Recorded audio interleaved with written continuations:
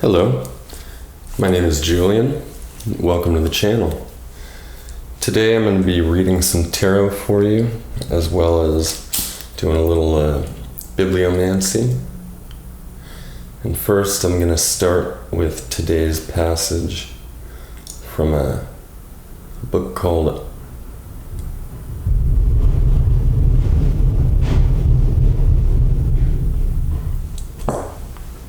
what is it called?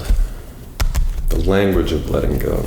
That's right. I was going to say On Letting Go, but I feel like that's a book or an album or something. I don't know. Perhaps that's significant. So today,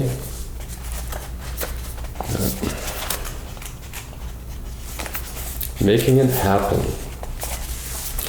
Stop trying so hard to make it happen. Stop doing so much, if doing so much is wearing you out or not achieving the desired results. Stop thinking so much and so hard about it. Stop worrying so about it. Stop trying to force, to manipulate, to coerce, or to make it happen. Making things happen is controlling. We can take positive action to help things happen. We can do our part, but many of us do much more than our part. We overstep the boundaries from caring and doing our part into controlling, caretaking, and coercing. Controlling is self-defeating. It doesn't work. By overextending ourselves to make something happen, we may actually be stopping it from happening. Do your part in relaxed, peaceful harmony. Then let it go. Just let it go. Force yourself to let it go if necessary. Act as if. Put as much energy into letting go as you have into trying to control. You'll get much better results. It may not happen. It may not happen the way we wanted it to and hoped it would, but our controlling wouldn't have made it happen either. Learn to let things happen because that's what they'll do anyway. And while we're waiting to see what happens, we'll be happier and so will those around us.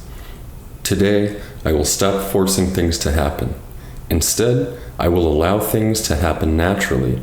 If I catch myself trying to force events or control people, I will stop and figure out a way to detach. Beautiful. All right. Now, before I get into the cards, let's see. Pull a little piece from this.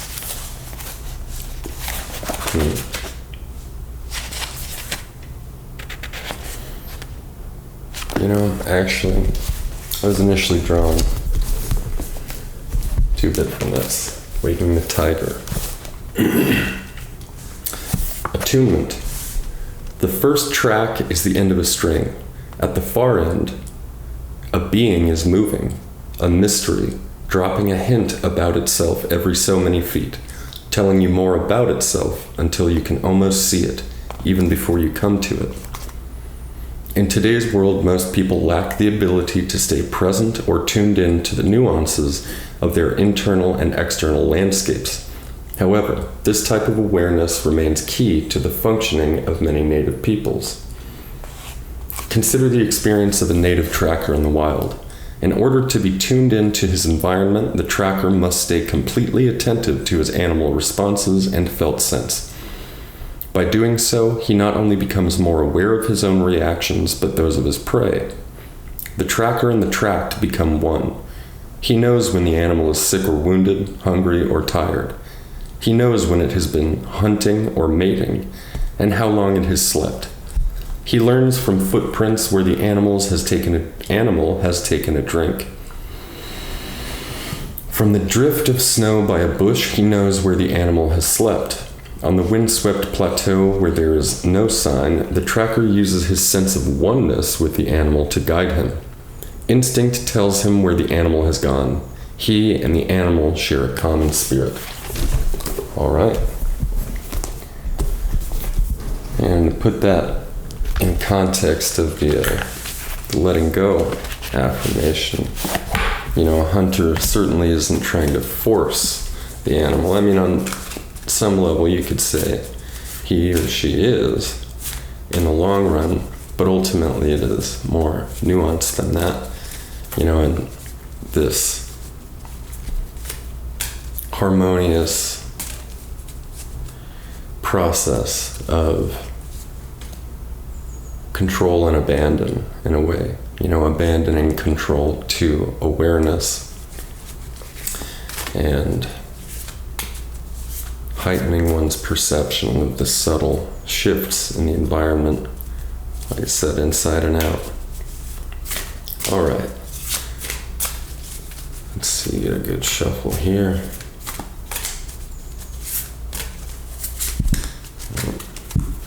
All right. Now, before I pull these cards, I'm going to do a mystery card that will tie everything together again using medicine cards. So, there's animals.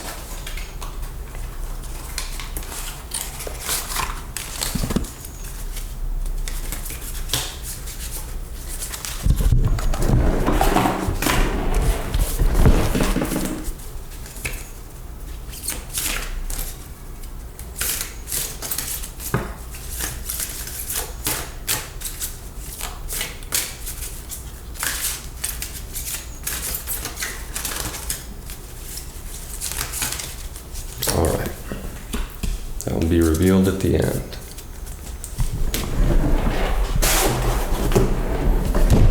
So, Spirit,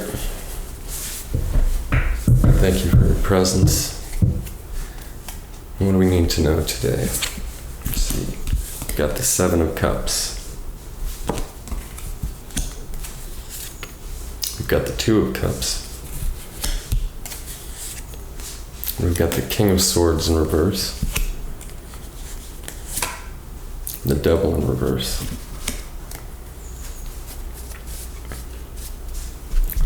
Let's see here.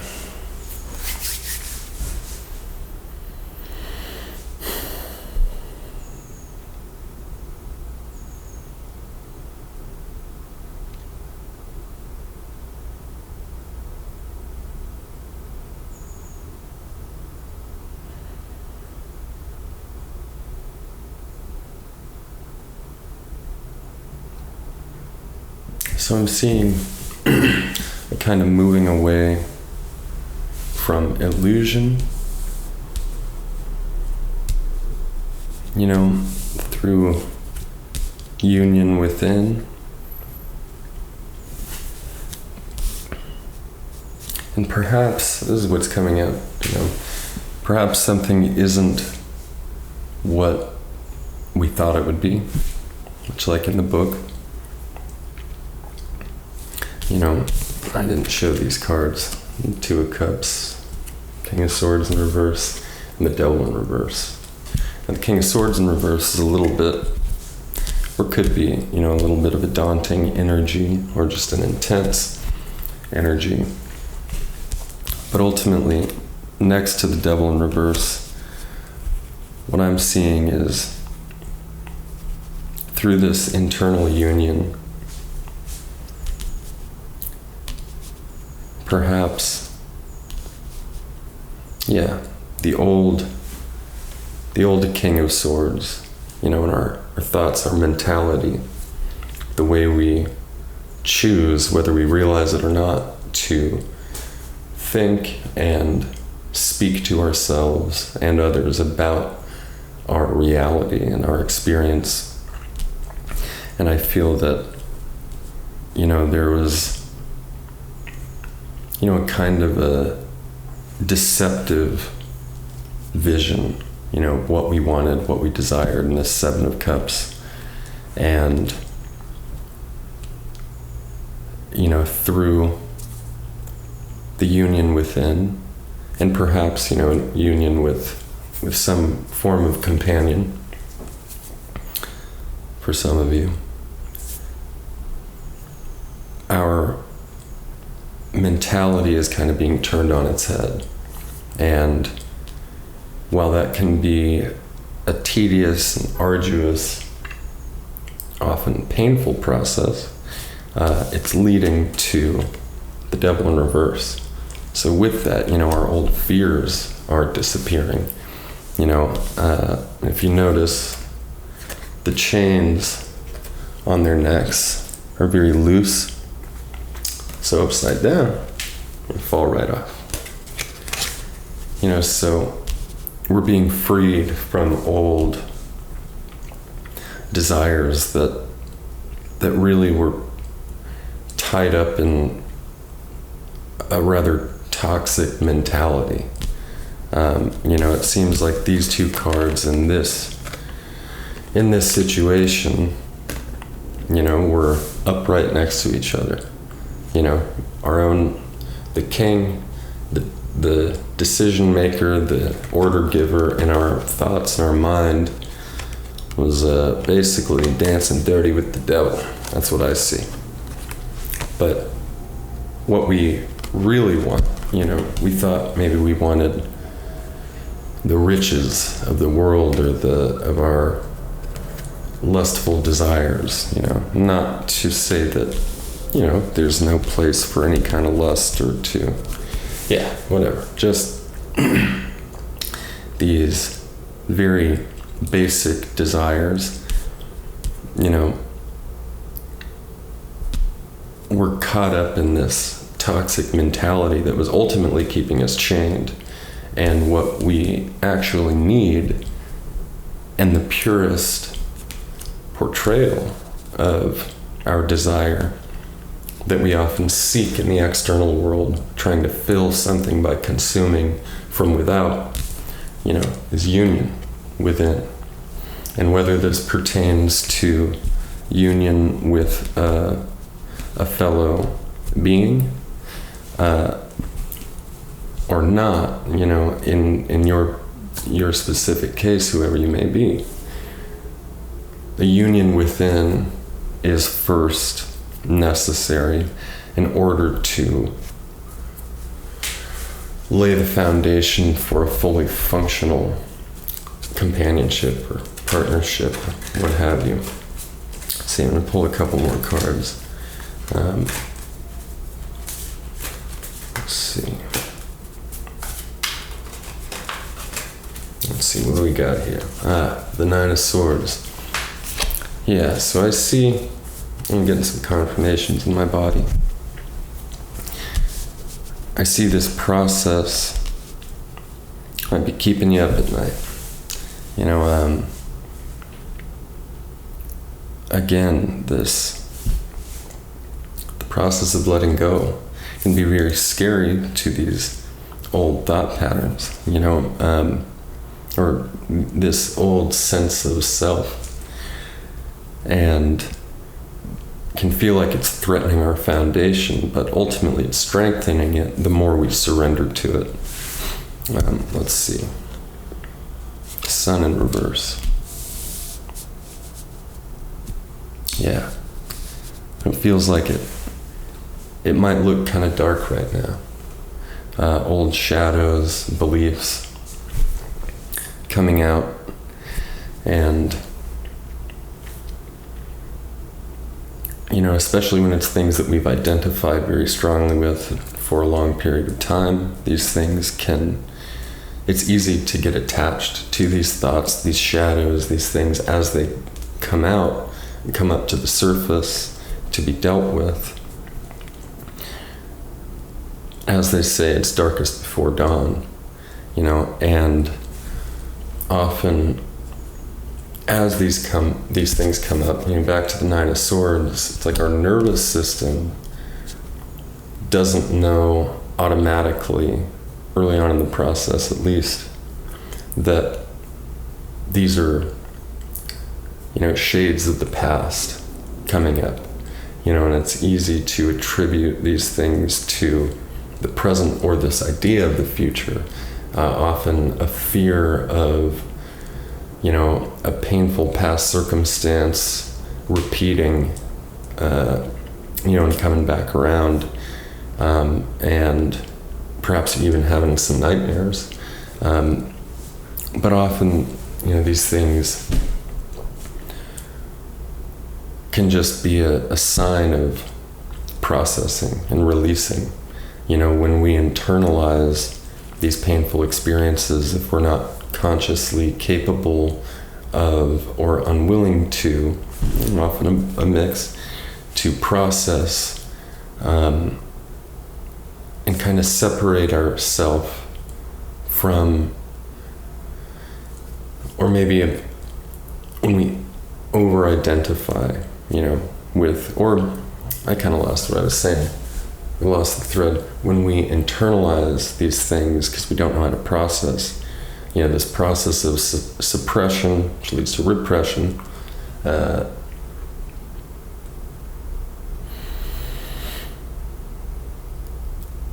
we can kind of get away from the feelings for a while, or compartmentalize for a time, but they're still in there, and they come out in shadows, around us, things we see in others, things we have, irrational aversions to or strong reactions to, etc. So the process of releasing these things is very intense, and we're moving into a profoundly intense time of year. The Lionsgate portal, etc. Leo season, the 8/8 portal. So there's a lot going on, and with the new moon just behind us, a lot of these things are shedding, even things that we may not want to. So let's see. I'm gonna pull out another deck here. Get some clarifiers. I'll be using the Crow Tarot.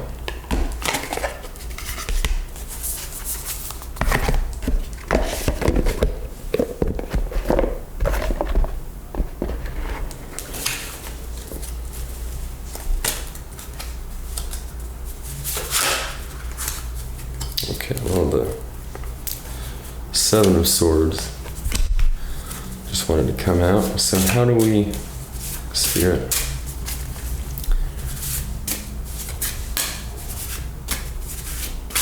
how do we move through this energy gracefully, find some peace and harmony?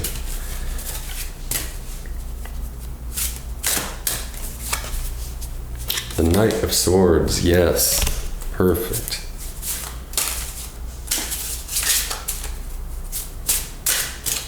Let's get a couple more cards here. We've got the Eight of Pentacles. We've got the Two of Wands in reverse.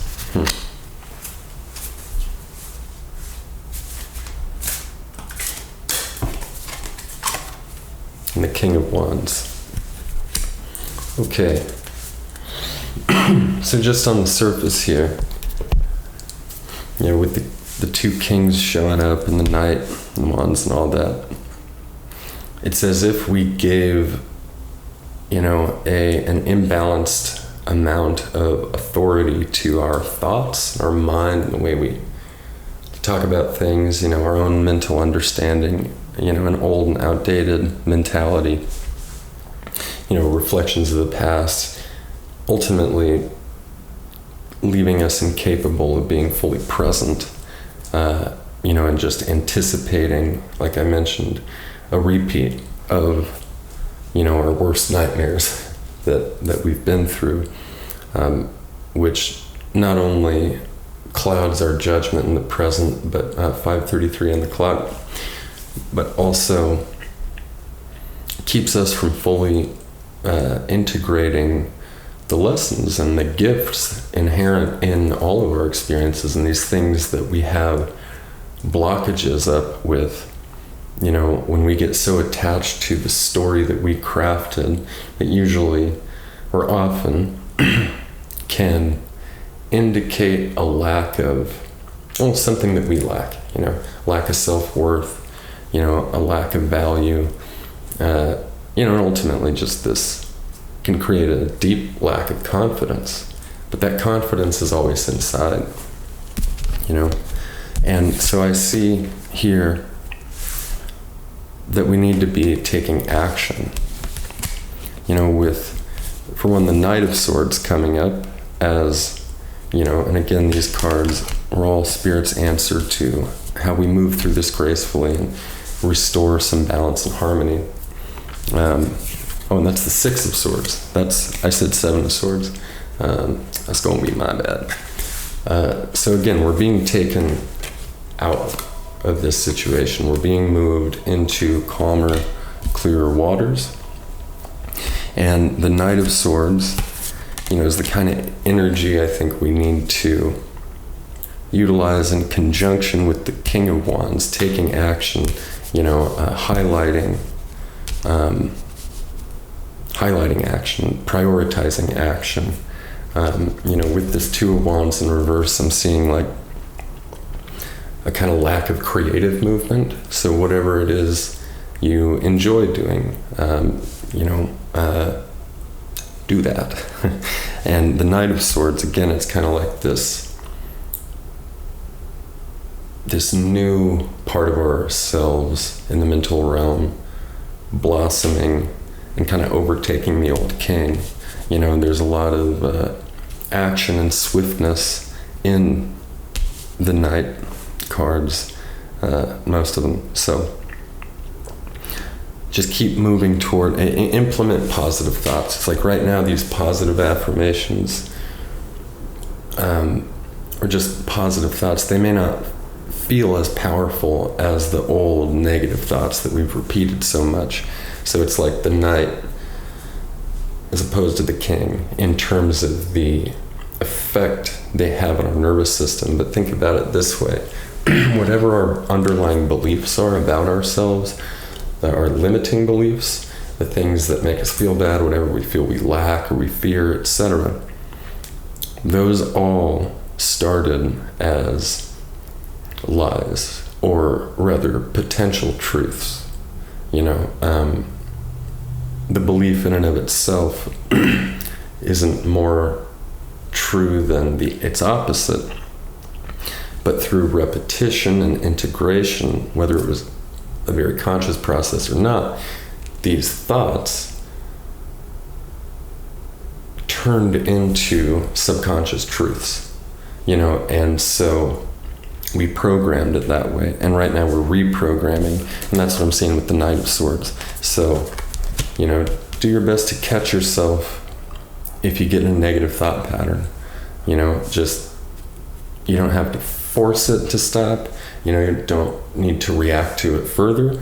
But if you catch it, step back, replace it with a positive affirmation, and it may not feel as true as the negative or the familiar old thing, self-image, but through the same repetition that led to the current mental state, it will become your truth, and it will be reflected in your 3D reality more and more through practice and consistency, which is also what I'm seeing with the Eight of Pentacles here. We're building a new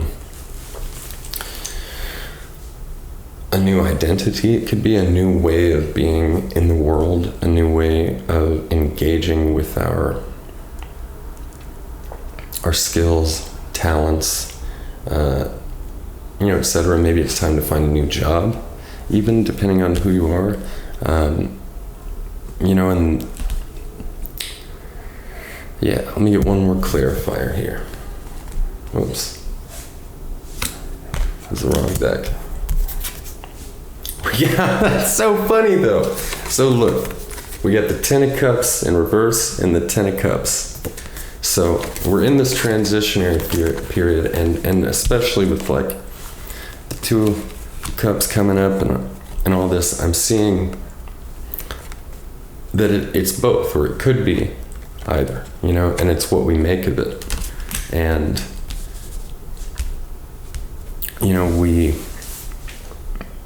we keep going down our old path, we'll remain in this reverse Ten of Cups energy. A lot of pain, feeling of lack, isolation, failure, defeat, etc., etc. But look at those two birds, and look at those two birds. Now those two birds are inside you, and they could be outside. The same with these guys. But the point is, through taking action, creative action, and being diligent with our thoughts and trusting that we are being taken out of these, away from rocky shores, then we will sustain internal harmony and balance. Now for the mystery card, we got 22, Beaver. Dope. All right. The builder, the master builder, and 22 is the master builder number. You know, beavers are hard at work, take a lot of action. All right, let's see here.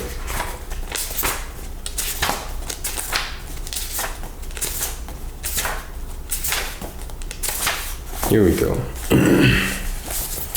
Beaver, teach me to build my dreams, including others too. One mind, one thought, hearts as one, lessons learned from you. 22, Beaver, builder. Beaver is the doer in the animal kingdom.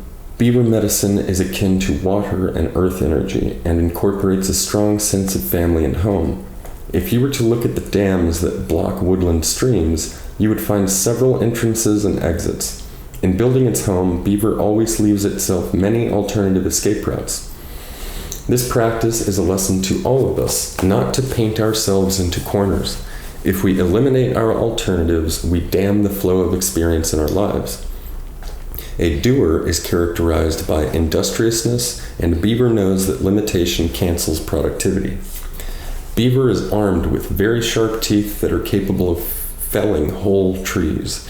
Imagine what those teeth could do to the limbs of its predators. From the rear, beaver is armed with a paddle-like tail that aids in swimming as well as in guarding its behind. This tiny mammal is well equipped to protect its creation. To understand beaver medicine, you might take a look at the power of working and attaining a sense of achievement. In building a dream, teamwork is necessary. To accomplish a goal with others involves working with the group mind. Group mind constitutes harmony of the highest order, without individual egos getting in the way. Each partner in the project honors the talents and abilities of others and knows how to complete the piece of the puzzle that belongs to them. In working well with others, a sense of community is achieved and unity ensues. If beaver has appeared in your spread, it may be time to put your ideas into action or to complete some project that has been neglected. The beaver card could also be asking you to settle differences with fellow workers or friends. Beaver tells you to look for alternative solutions to life's challenges and to protect the creations which you put your love and energy into. Sometimes beaver brings you a warning to watch your back.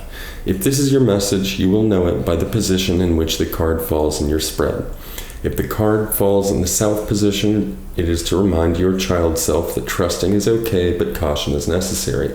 Use discernment and all will be fine.